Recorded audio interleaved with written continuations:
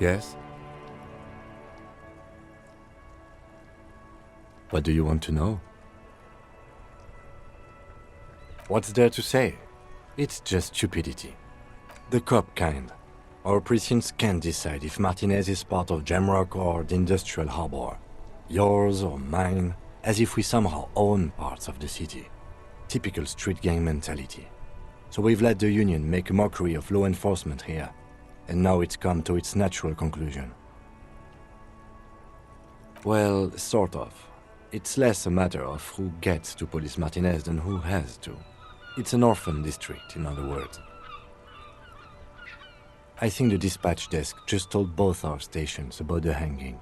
There was quite the brouhaha at the 57th, I can tell you that. Time to settle it, they said. Cop off. But I assure you, I am not their finest or toughest with 102 cases solved. What I am is least interested in a pissing competition. So he volunteered to represent the 57th, but not out of competitiveness. On the contrary. Somewhere in your mind hangs a dark green blackboard. There are two columns. One says, cases solved. The other, confirmed kills. The rows are endless. Jean Vicmer, Judith Minot, a special consultant. What was his name?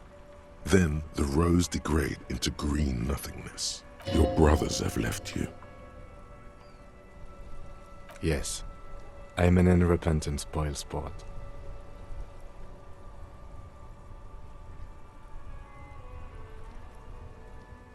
Well, technically, the official record keeper has been known to double-count murder-suicides. A common accounting gimmick used to inflate precinct stats. I'm good enough for this case. I'm not here to compete. I came because I had to. My fellow officers, the sergeants in particular, would have made this scene into a circus. Martinez? Nothing. It's just a puddle at the end of some drain pipe. No one cares about this place. They care about sports. Most of our colleagues don't even know how to get here. North of the interchange doesn't exist. It's all part of the master plan, you see.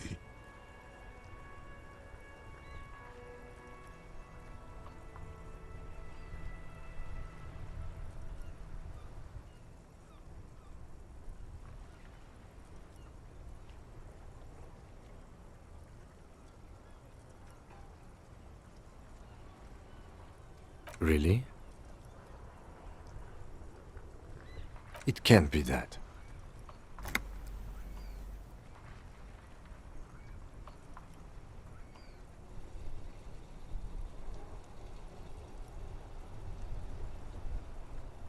I hope you do. And he will help. Yes, it's a wholly pointless matter. Forget I ever mentioned it. Look at you.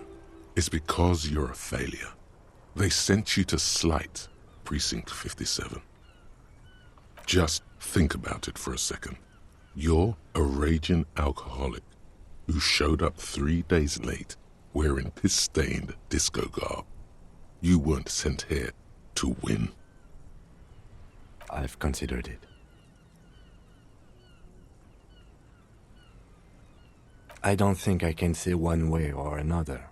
I do think it's somewhat unlikely, though. I checked the records. This jurisdiction dispute, who polices Martinez, reaches back to the 30s. It's as old as my station. And all this time we can't decide who gets Martinez? I think, yes, both stations would prefer a win. I am the finest of nothing. Safe? No.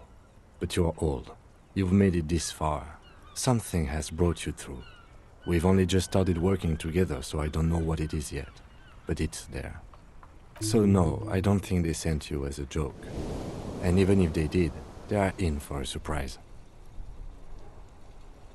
What do you want to know? Good. No response. He's having trouble processing it, believing it even. A moment passes.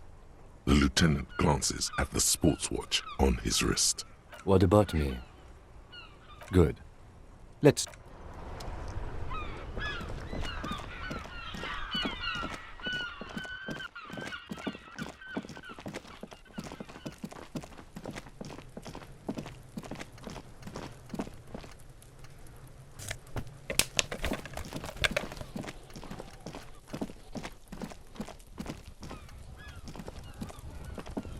An inconspicuous pile of the roofing material, Eternite.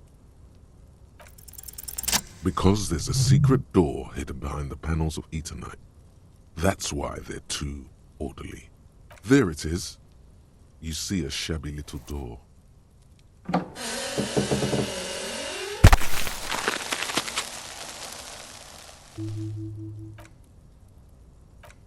What is this then? A tool shed? Let's investigate.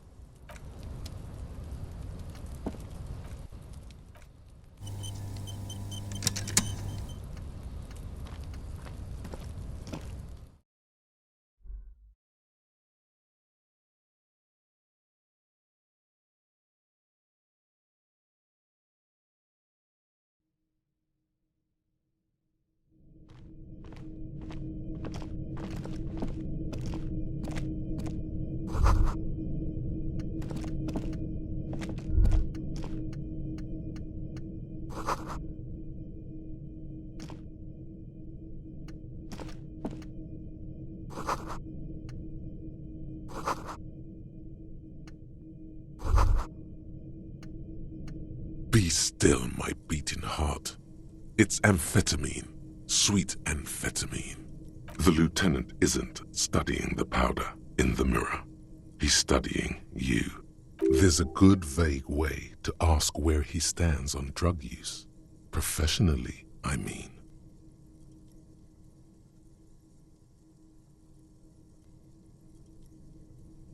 Perhaps not.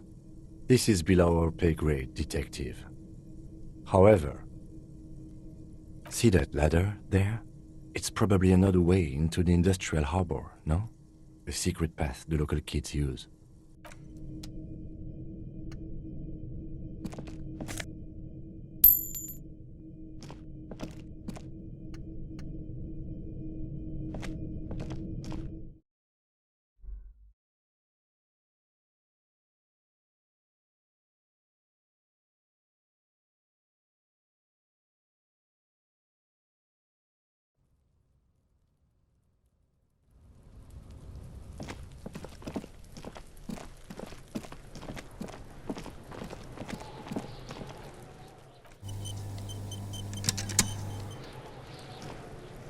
This trash container is locked.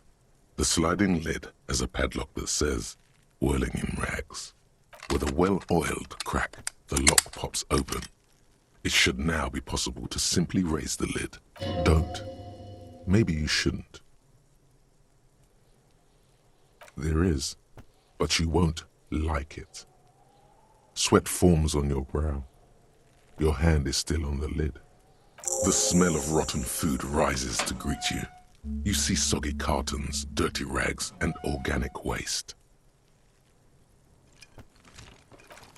We're just in time. This hasn't been emptied for over a week. You see milk and egg rest with one broken egg in it. Some pasta wrapper. Picking up the soggy packages somehow feels familiar. A box falls into pieces in your hands. Batiste Soleil cereal. There are plastic pasta packages below, and turbo noodles. Nothing of note, however.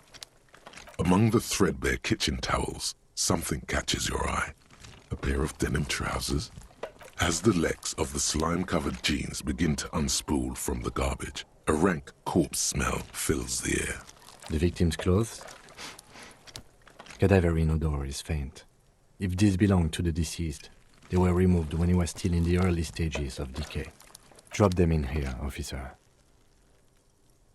Guitar marked blue jeans. Pockets empty or emptied. He wore them with a belt, too. A white belt. The loops appear stretched, but the belt is missing. That's it. Do you see anything else in there? I have another bag here. Something slimy catches your eye. A drab, long-sleeved shirt, olive-colored, appears from the food waste, dripping with pus. This is a military-type overgarment. No label or serial number. This is the kind of rib-knit shirt that's worn over light armor to conceal it in an urban scenario. Anything more? The rest of the rags are just kitchen variety waste. A yellow old mug that catches your eye. But other than that... All right. We should go to Gart again and ask if he knows who put the clothes in the trash. It could be as simple as someone from the hostel cleaning the yard. Or that one.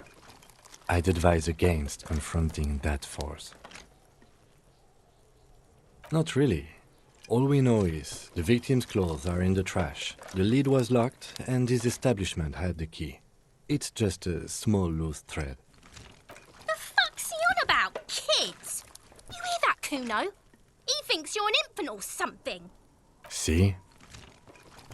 The lieutenant nods, then looks back into the trash container. You pick out a broken mug with an oddly racist depiction of the yellow man frolicking in saffron, only in its social sensibility.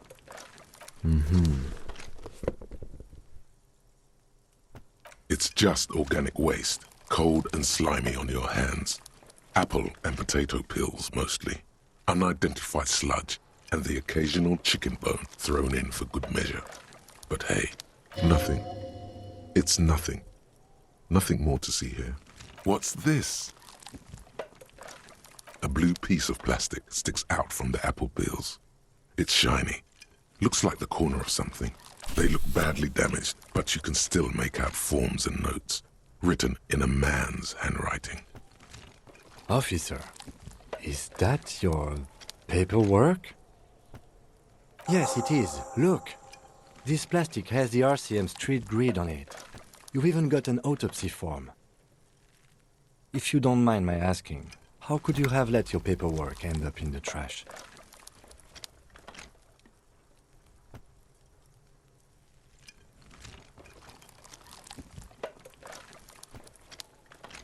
Well, lucky we found it. You should take stock of what remains, just to be sure some has not made it into the hands of the RCM's adversaries. Organized crime and the like. There might have been police secrets in your notes. It would also not hurt to start taking notes on the case. Now, tell me what your eagle eyes see. Or are we finished? Some items, such as the ledger you found, are interactable. Go to your inventory and select the Interact tab to read your paperwork. The container sounds a muffled gong. That's one thing off the list. I think we got it all.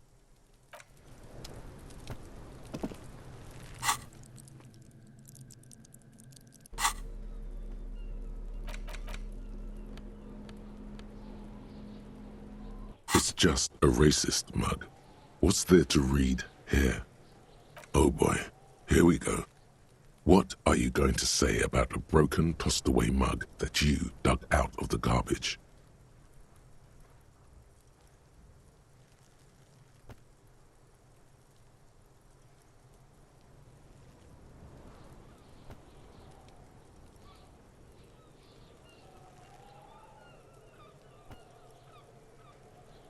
But it was in the trash. Why not just call it out when you see it?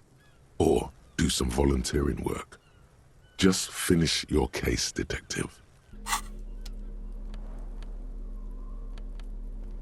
It's the ledger you found in the trash. A pitiful cabbage of white and yellow papers hanging from plastic board, barely held together by a metal clip.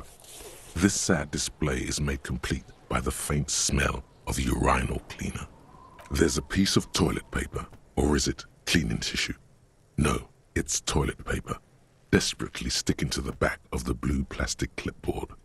It's a metaphor for you. Thank you, waterlogged ledger, for spelling it out for us. Below the pathetics, terror. Do not look into its blue heart. It's just toilet paper sticking to the back of the plastic clipboard. You can take it off if you want. If you want it to be kitchen tissue, it can be kitchen tissue. It's not though. It's toilet paper. Still wet, the toilet paper, kitchen tissue, peels off the plastic easily. All you have to do is shake it off your finger and voila, the ledger now looks marginally better. The acidic stench of rotting food is rubbed off on the cellulose. It now forms the base of the experience. This base surrounded by a faint air of spoiled meat, the stuff of death itself, and then sprinkled liberally with the citrus zest of toilet cleaner. It's made of dark blue plastic, hard enough to beat someone to submission with. The edges are rounded, however. The U4 size board feels thick and heavy in your hand. Light shimmers on its wet surface. On the back you see the embossed letters, RCM, blue. The blue heart. Don't look into it. Something rattles inside, ever so lightly. Is there a hidden compartment? Permeables. It's not hidden per se. The compartment is made for permeable materials that would get damaged if something happened to it. The plastic shimmers like lapis lazuli, but it is not see-through. You cannot see to its center. With your hands, U4-sized pages hang from the clip screwed to the top of the board. An aluminium block runs the width of the board, biting down on the paperwork. Its crocodile teeth are the only thing keeping the papers together. A regular pencil, the tip worn down to nothing, has been attached to the clip. The surface is interrupted by a silvery sticker. It's rectangular, sparkling with iridescence. You don't know how you didn't notice it before. It is similar to the RCM watermark on your blazer the lieutenant mentioned. Didn't he say something about the headlights of his motor carriage? That you can read these there? What? Yes, halogen watermark used for adding information to RCM property. It depends. Aside from an anti-counterfeiting stamp, mine has my station number and address. The information varies by date of issue. Maybe yours will have how many cases you've solved. How many years you've been on the force, he's thinking. It'll have that. Any capable light with the right wavelength will do. Yes, RCM vehicles have had lights tuned especially to reveal halogen watermarks. This means you can read the watermarks if you just turn the lights on. Okay. While a bunch of sodden papers sag from the clipboard in your hand, it's a sorry sight. They're not exactly white. They're yellowed in patches by sunlight and alcohol, and covered in dense blue handwriting. Ink escapes into watercolor patterns, reaching its tendrils across entire pages. The paper itself is checkered, with faint red lines forming short paragraphs. Once in a while, there's a red stamp that exclaims, "Case files commit to paper." The case files themselves are plenty. You count more than 100 sodden, crumpled up, earmarked pages falling apart in your hands. They appear to be sufficiently organized and extremely dense, if mostly illegible. Work, strife, poverty, the Jamrock Quarter. These are handwritten logs of investigations dating back to January 51, this year. The exact number is hard to estimate, due to missing pages and an odd naming convention.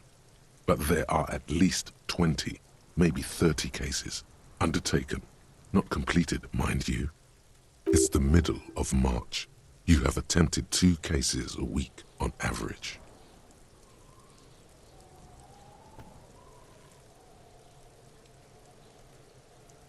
Huh? 2 complex cases to undertake is a lot, yes. You really have to push yourself. I would not suggest it, lest you start making mistakes. 2? That's a lot. I didn't mean to say you are making mistakes, by the way. That was presumptuous of me. It's okay. We all make mistakes. Like a fan of gills, the checkered papers dry in your hand. The handwriting is extremely dense, if mostly illegible. Yes, it appears you employ a, shall we say, robust yet literary system Each investigation has its case number written on the margins, yet, still more tellingly, most are accompanied by a name, a title, one might say even, one that draws inspiration from snoop fiction and vespertine cop show staples. Yes, all caps. One is called The Next World Mural, another The Square Bullet Hole Murders, another yet The Unsolvable Case. Others appear more light-hearted. The Guys on a Couch in an Unexpected Location, and The Murder at the Hookah Parlor. Even the rare article-free Collapsing Tenement. Murder features prominently throughout. It's going to take an effort to piece these case files together, but it can be done. Once you're done inspecting them up close. You mean the alphanumeric? Officer, precinct, time of arrival at the scene? Oh, you mean the titular? Yes, well, so do I. In our defense, almost everyone in the RCM does. It's a holdover from the early days of the RCM, right after the revolution, when the organization had little idea how to do things. It persists in an unofficial capacity. Officers use these titles to refer to their work among themselves. Again, in your defense, I seem to have named one the man with the hole in his head. That was a real person. His death was real. Still, I named it that, to amuse myself. I pray his loved ones never find out. Rail spiked through the head. He died. It was a workplace accident.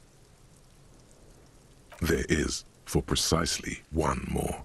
15 pages near the end remain untouched by the damage.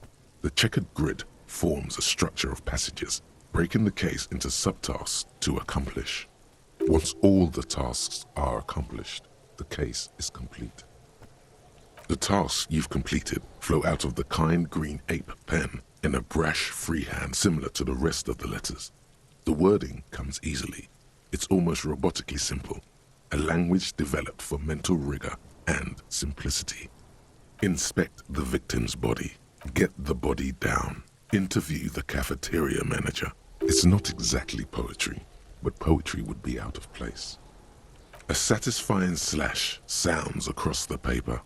You're done, it seems to say. And you, and you. Things to be done and things already done. The composition of reality.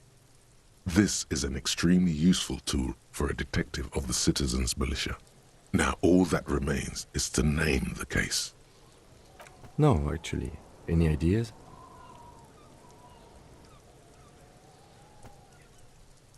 Great. That's great. That's actually what I was thinking too. The Hanged Man. Good, strong name. We have a very good name for the case now. I'm going to start calling it the Hanged Man. It's good we sorted this out. You don't exactly close them, so much as distance yourself from the smelly papers. They're a little further from your nose now.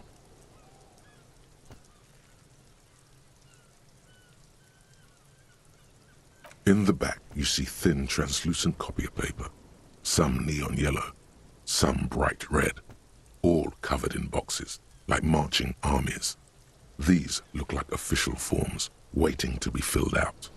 Then rip them from the binder and hand them out, according to type of form. 3. The topmost are misconduct fines, the middle ones are station calls, and the bottommost are field autopsy forms. Each is easy enough to make sense of. You don't have to be an intellectual giant to do police work. A monetary penalization ranging from 20 to 250 real. Severe cases allow for 1,000 real, but that requires special paperwork. The details of issuing these fines are spread out over the rest of the fields, but they appear pleasantly vague. These are quite sinister in turn. They give a date and time for the person to appear at the specified precinct police station. Below the call are the criminal charges you risk by not appearing. A dozen pages of thin copy paper, bright red in color. You see the parameters of a deceased human form waiting to be filled in. Age, sex, condition of internal organs. Yes, all that remains now is to fill those forms and hand them to people. Fines for wrongdoers. interview requests for bad guys, and field autopsies to dead guys. The rest of the stinking cellulose is much worse for wear. Being sandwiched between the board and the rest of the paperwork must have spared the fragile copier paper. Yes, you can piece them together using the alphanumeric code on the margin. It always begins with HDB 41, then date of initialization and time of arrival on the scene, followed by the title. For example, HDB 41120111700, the Next World Mural. Why yes, your precinct number is 41. Every last alphanumeric in the files begins with it. And these are your case files. It's safe to say HDB are your initials.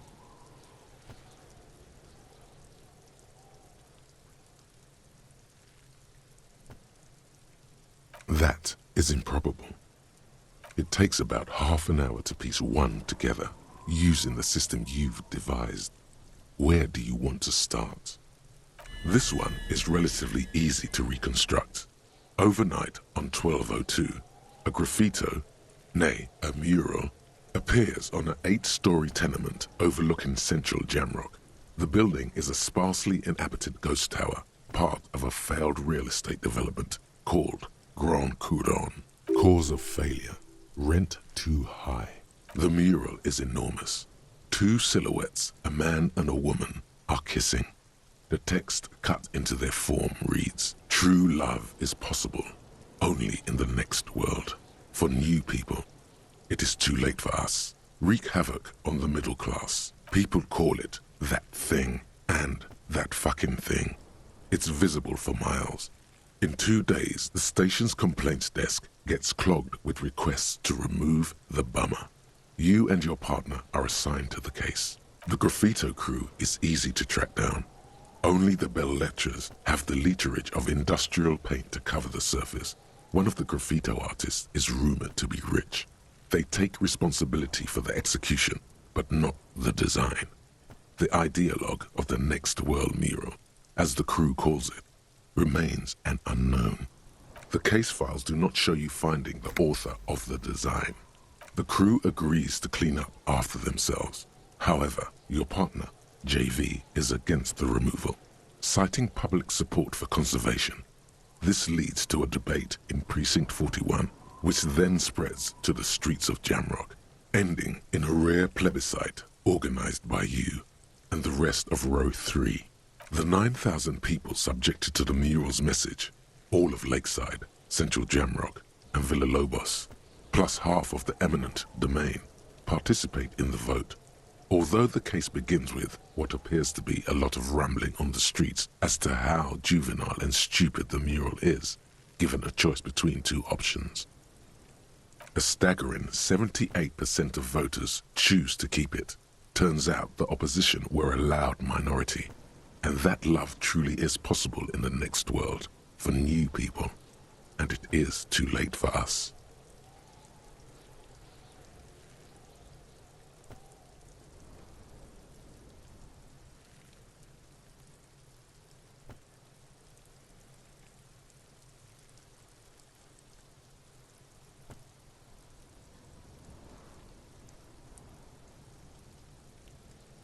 Did anyone ask you what you believe in, man with the smelly toilet ledger? What do you want to tackle next? Or are we done? Not much has changed in the meanwhile. A bunch of sodden papers still sags from the clipboard.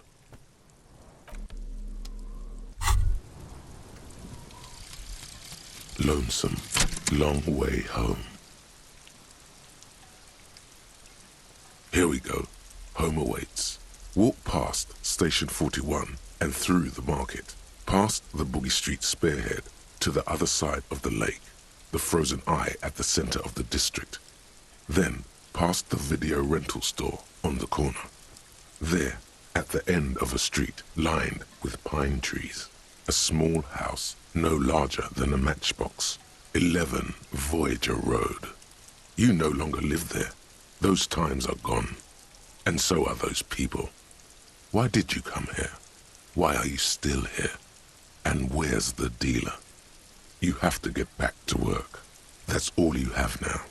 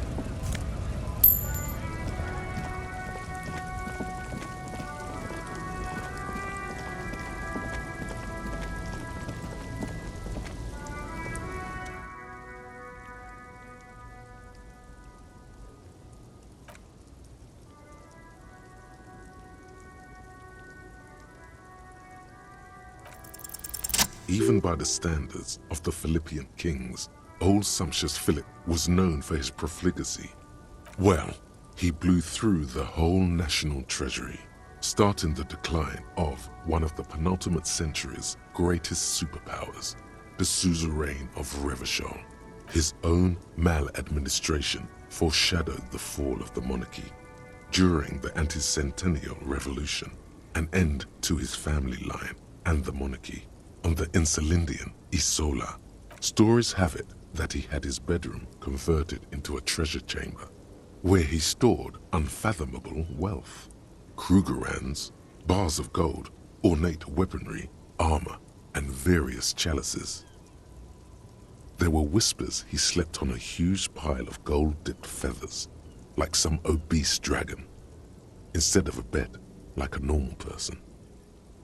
But wait. You haven't even heard about his fabled cocaine addiction. You see, old Philippe wasn't just good at squandering the national treasury on gold and ceremonial weaponry, he was also a prodigious snorter of nose candy, cocaine. His Majesty's courtiers said it helped him connect with the higher realms. That's what the revolutionaries said 150 years later. Right before they emptied out the royal mausoleum and dumped His Majesty's mortal remains in the Insulindian Bay. Beneath the cold waters of the Insulindian Bay, thrown there by the revolutionaries after they cleaned out the royal mausoleum. The original was blown apart by communards, then further damaged during the landing of the coalition's airships during the turn of the century revolution, when Martinez was leveled. Most historians think the coalition's hasty landing may have ultimately saved the statue. If the communards had more time, they would have reduced it up to even finer pieces. Some years ago, a group of liberal, artistically inclined individuals, designers mostly, thought it would be ironic to restore the statue of the most wasteful ruler of Revachol in the poorest part of the city. The statue is supposed to capture the moment it was blown apart, like an instant frozen in time, a rare butterfly trapped in amber, floating on a sea of shit. People in Martinez tend to disagree, as do many prominent art critics and thought leaders with more nuanced social awareness than the young ironists. Those critics might have it wrong though. There's more to it than just ironism, but you can't say what precisely. Perhaps this art mystery will be solved at a later time. Philip III, the squanderer, however, with his bronze face up in the air, doesn't seem concerned about what the hoi polloi think of him in death. Not that he ever did in life either.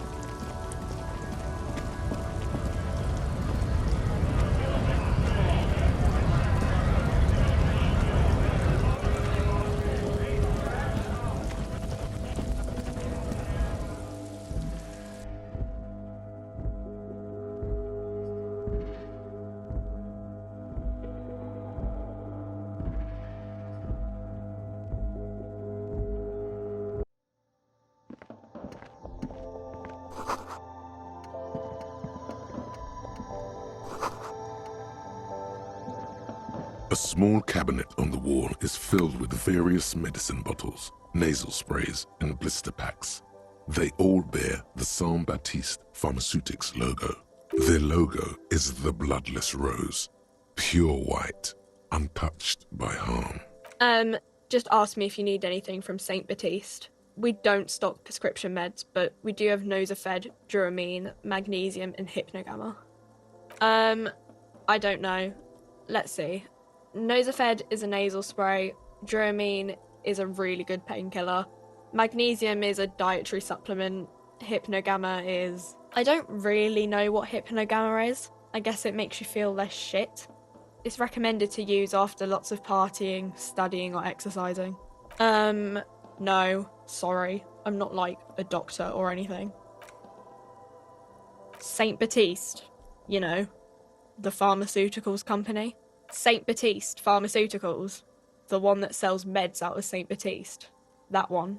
There. She is right. Saint Baptiste, the company, derives its name from Saint Baptiste, the city. Itself so named because that's what it is. A rare case where that really is the full etymological history. As far as almost anyone knows, at least.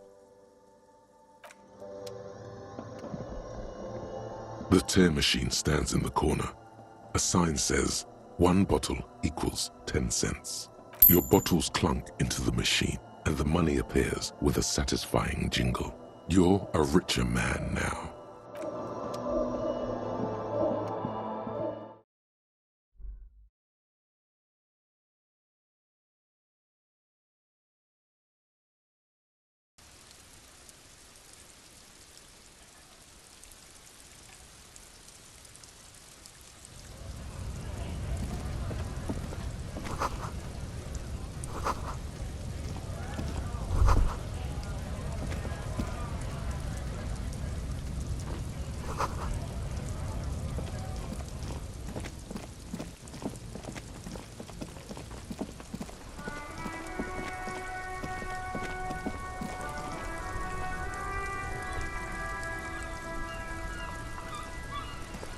Inside, you see a set of steering levers, a radio microphone, a pull-out toolbox, and the soft glow of the fuel preheater gauge. All right. Ready? I turn, you press start. The dashboard lights up with orange glow. The rounds per minute gauge jumps, and the engine of the Caprice enable comes to life with a whiny growl. The lights unfold with a little click, casting electrical light onto the ground before the vehicle. There you go. I'll turn them off from the remote once you're done. We just need to stand in front of the machine now.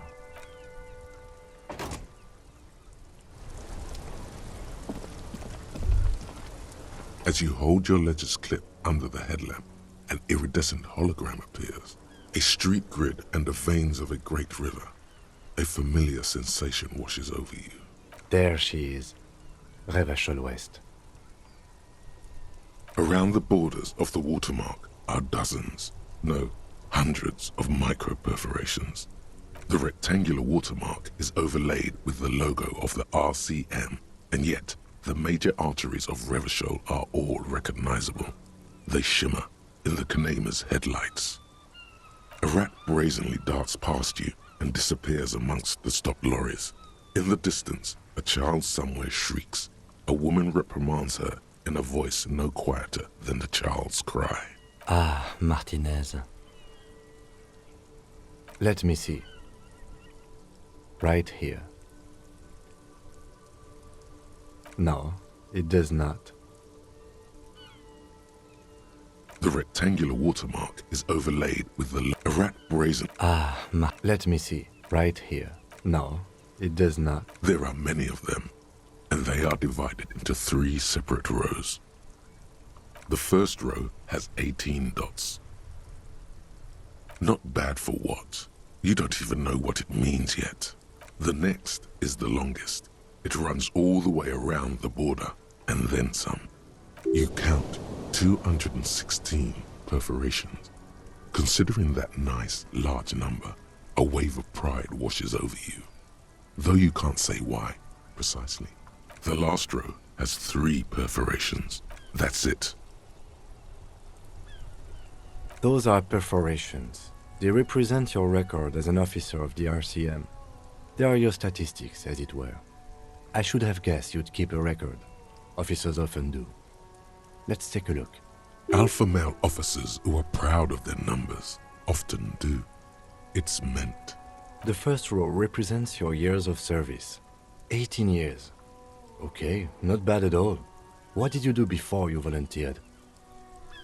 That's what it says. I might have guessed even longer based on your age. What did you do all those blissful years of your youth?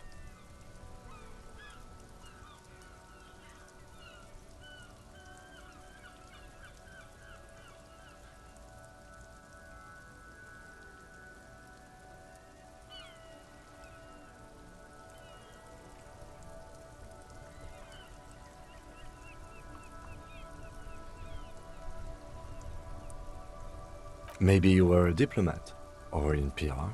Doesn't matter, I suppose. Let's move on, shall we? This next row, the one that wraps all the way around, is your number of closed cases. Closed is good. It means finished. You've got, let's see... Wow, more than 200! It's quite a lot, even for someone who's been on the force for nearly 2 decades. Usually, clearing more than 10 cases a year puts you in the 90th percentile of all RCM officers.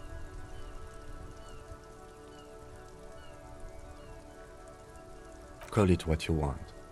You are a valuable member of your precinct. Now, let's look at the last row. Right. Those are your confirmed kills. You've got precisely 3 perforations there. For an RCM officer, especially Precinct 41, which is in the Jamrock quarter, it's rather tame. I mean that in a good way. There are certain officers who treat their kills like some kind of ghoulish game. If they do happen to solve a case, it's usually by accident. But it seems as though you are, or at least were, one of the good ones. So we have that to be thankful for. Yes. Everyone has their own method of coping, some more effective or self-destructive than others. Personally, I find it helps to keep up a few hobbies. Oh, this and that. Let's not get into it now. Why not gardening? You've already got the gloves. It's meant in earnest. Please don't mistake it for a jab. The lieutenant nods. Right. I'll go turn off the lights.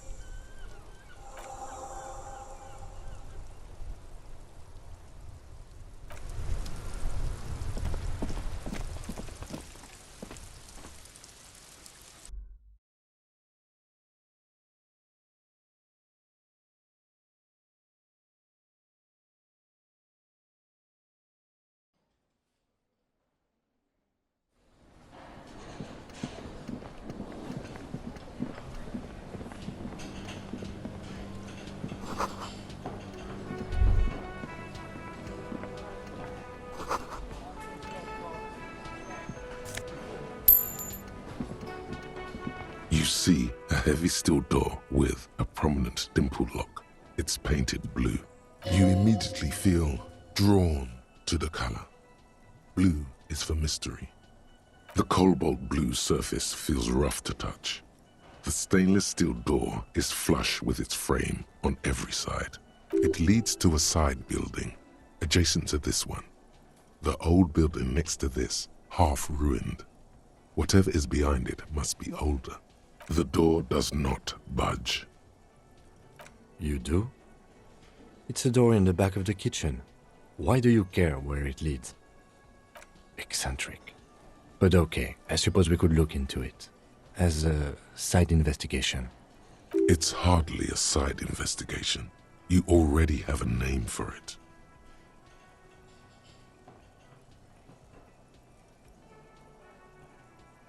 Gart is the person to ask about this. The cafeteria manager.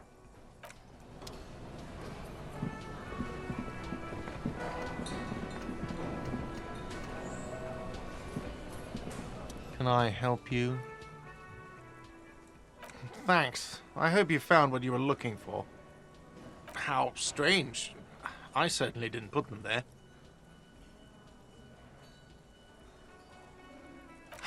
Sylvie had the keys before I got here, and I can vouch for her. I can vouch for all my stuff. None of us would tamper with the crime scene. The trash collection service? CS Municipal. I don't see why they would put anything in the trash, though. Ah, the elusive CS Municipal. I doubt we'll be able to track down who was sent here last and when. This will have to be one of those little threats that solves itself down the road. Thank you anyway. Yes?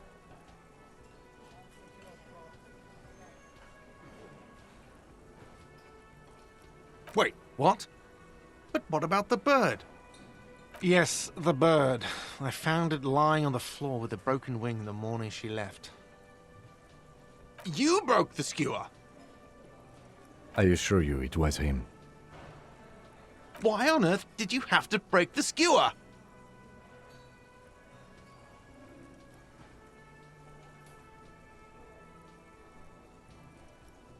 I can't believe it. I was so sure it was Sylvie.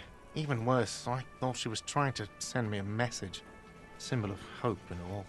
A tender type of hope. Something stirs in you. Perhaps this is why you broke it. All right. Did she say anything else? About me, you know? Did she say anything about me? Really? I should give her a call then. Thanks, I guess. Was there anything else you wanted, or... What thing? Yes, not the whole damn Union, thank God. Just the nastiest and loudest faction. They come here in the evenings. Dumb, unruly types. Think they're big shit. But they're good customers. They place big orders and always pay on time. We should find out who this Lord faction is, occupying the booth. Loudness means talkative, and we need info. We don't. We have to wait. They'll show up sooner or later. Men get hungry, even men on strike. You glance at the clock on the wall behind the manager. Huh. Good question. They're probably getting drunk or protesting something somewhere. Or laying low after the, lynch. They probably fucking killed that guy or something, and that's why. I have a feeling we'll make their acquaintance sooner or later. Oh yes, that door, sure. There's nothing mysterious about it. It's just a door. No, I don't have a key. I don't know how to get there.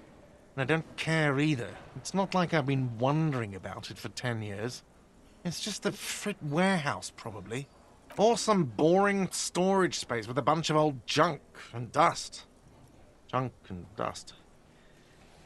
He's attempting to maintain an air of indifference. It's absolutely not convincing. Fine, okay, a little. But my job doesn't leave me time for wondering about one locked door in one of the cafeterias I manage.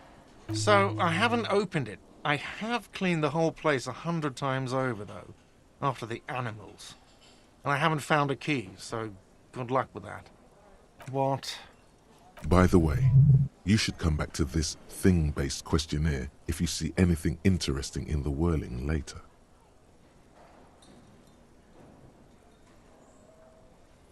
Another thing. Great.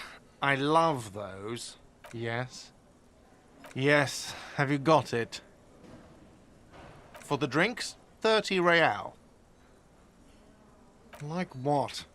I was rarely enjoying talking about the money you owe me.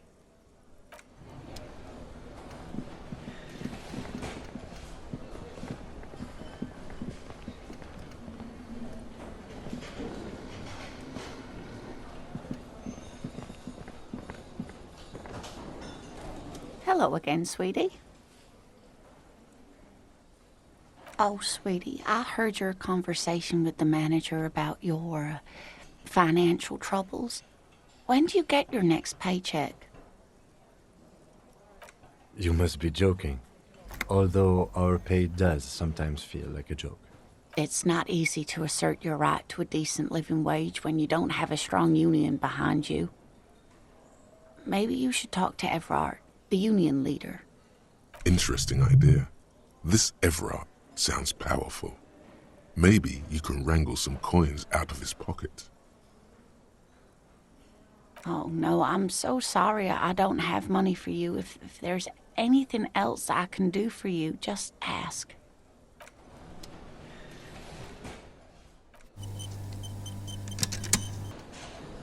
Hello again, sweetie. Oh, sweetie, I heard your conversation with the manager. Your deportment remains dignified as you shed a single manly tear.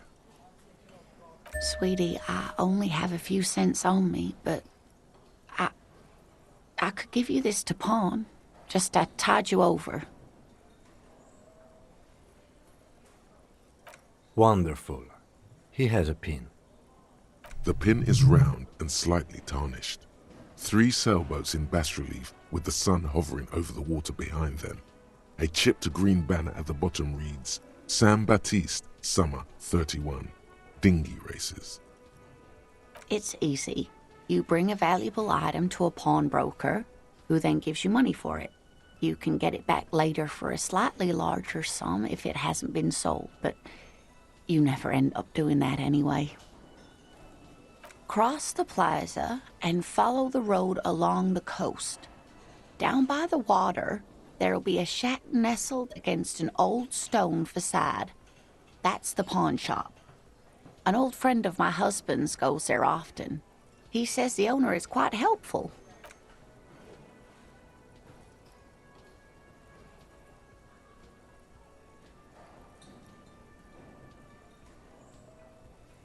Oh, it's not an ancient family heirloom or anything, but I suppose it would be nice to get it back.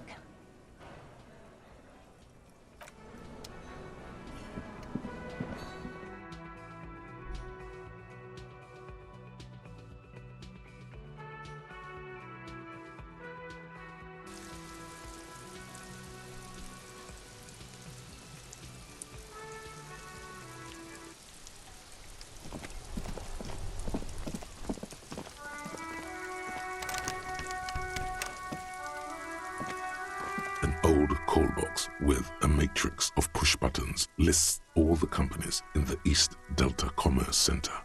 An off-key melody starts playing after you ring the doorbell. Then a woman picks up the receiver. Kuno, please stop calling here. Grown-ups don't have time for your stupid game. She thinks you're the gremlin child. What would he say to this? Oh, I'm sorry, officer. I thought you were... But the doorbell is broken, and the bookstore shouldn't even be on the list anymore, so I can't help you. Please don't call here again. Thanks.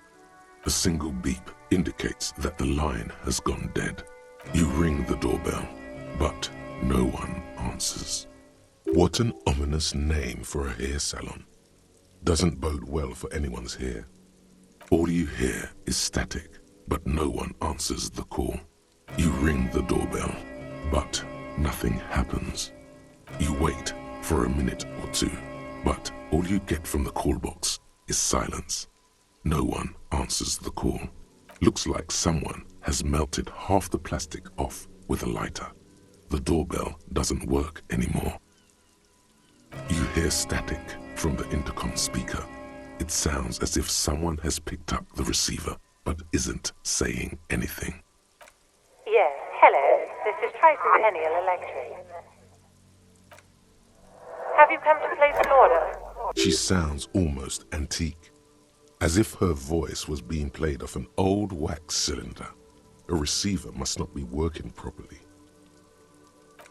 My God. The lieutenant exchanges a look with you. It's you. My God. I didn't think I would hear your voice. Who cares that you don't remember her? Just go along with it. No, something's wrong here. Are you sure she's talking to you?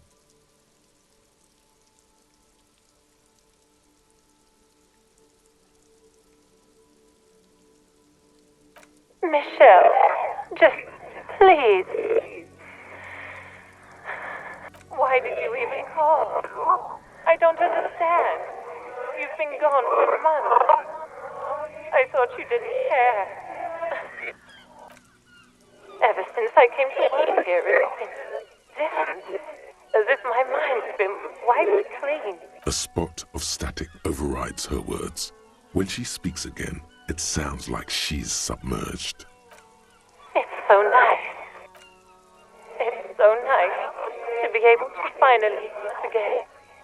She sounds like she's about to cry. She doesn't answer.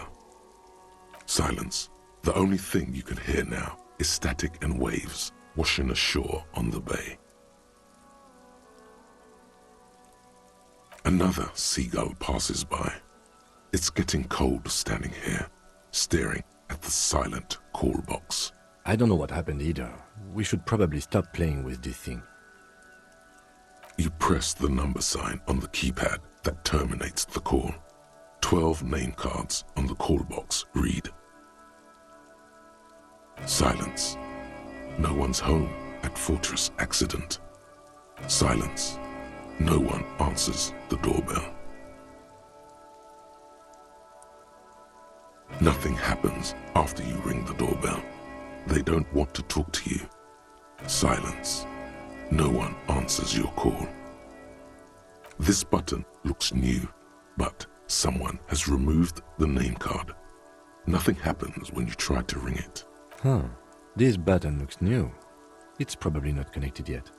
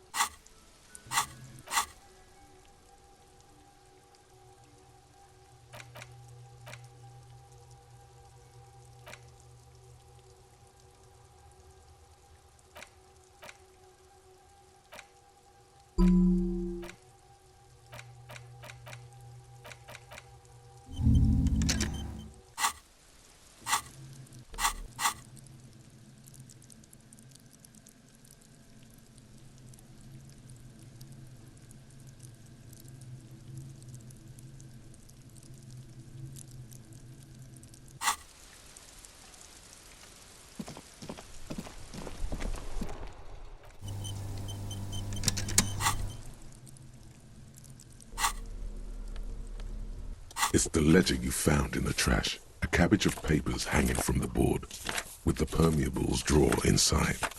It's barely held together by a clip. Is not what you end up doing.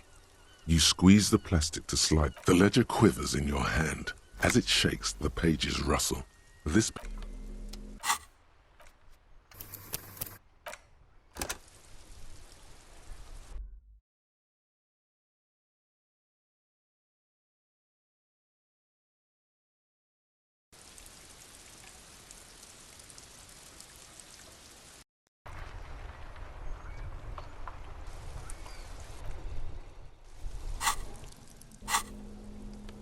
It's the ledger you found in the trash, a cabbage of papers hanging from the board. Is not. The ledger quivers in your hand.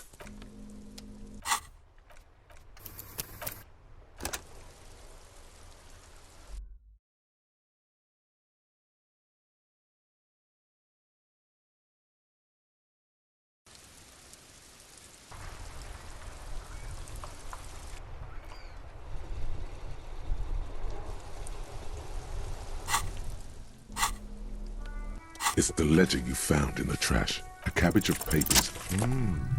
The two sides of the board appear slightly misaligned, like a drawer that's come off its slides. If you bend the plastic on your knee slowly, the slides snap back into place. It should be possible to just, without resistance or sound, the two panels move against each other. The compartment is now open. 2 ticket stubs and a handmade postcard. 2 octopuses are smiling, reaching their tentacles toward each other in the colored pencil drawings. The tickets permit access to the zoo in Revachol East. The aquarium costs extra. These let you go there too.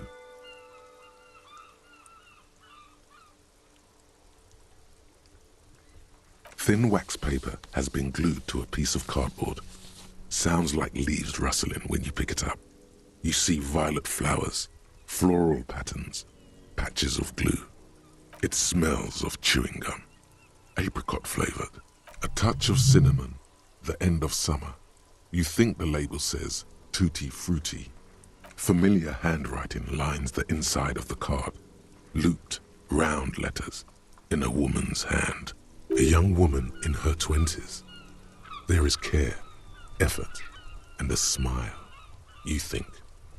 Although that is not something you can read from someone's handwriting. Harry, it begins. You're already reading.